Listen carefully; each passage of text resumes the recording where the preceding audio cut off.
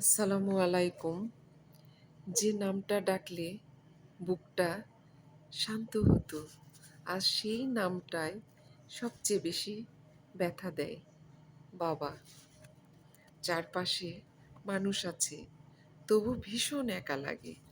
কারণ পৃথিবীতে এখন আর কেউ নেই যে মাথায় হাত রেখে বলবে সব ঠিক হয়ে যাবে। আজ সেই বাবাটাই নেই। একদিন আমিও থাকবো না। নারীর জীবন এত সহজ নয়, হাজারো ত্যাগ করতে হয় তাদের এই ছোট জীবন। কিন্তু জীবনের ফলাফলের খাতা সব সময় শূন্যই থেকে যায়। সত্যি জীবনটা বড়ই কি বলবো, বড়ই আর কি কষ্টের। তো এই যে এখন রান্না করতে হচ্ছে। এখন যদি গরম হতো, গরম পড়তো, গরমের সময় হলে চুলায় রান্না করা যায় না, খুব কষ্ট হতো।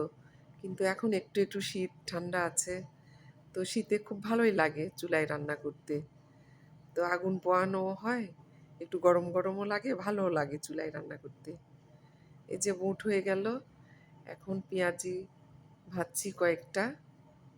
খুব বেশি ইফতারি বানাবো না, কারণ পড়ে থাকছে, কেউ খাচ্ছে না বেশি কিছু। তো এখন এই রান্না শেষ হতে হতে আজান দিয়ে দিবে। তো আমি আছরের নামাজ পড়েই রান্না করতে আসি। আর দিন এতই ছোট আছে মনে হয় এখনো, যে গোসল করতে করতেই মনে হয় যেন বিকাল হয়ে যাচ্ছে। সমস্ত কাজ করতে, নামাজ কোরআন শরীফ পড়তে মনে হয় যে বিকাল হয়ে যাচ্ছে। রান্না করতে করতে প্রতিদিনই আমার মানে মাগরিবের আজান দিয়ে দিচ্ছে। যে লাল শাক ভাজি করলাম, কচু কচু শাক ভর্তা করলাম মাছ দিয়ে। এগুলো ইফতারের সময় যে কচু শাক ভর্তা করব, ইফতারের পর রাতের খাবারে বা ভোরে কচু শাক খেতে খুব মজা লাগে, লাল শাকও খুব মজা লাগে।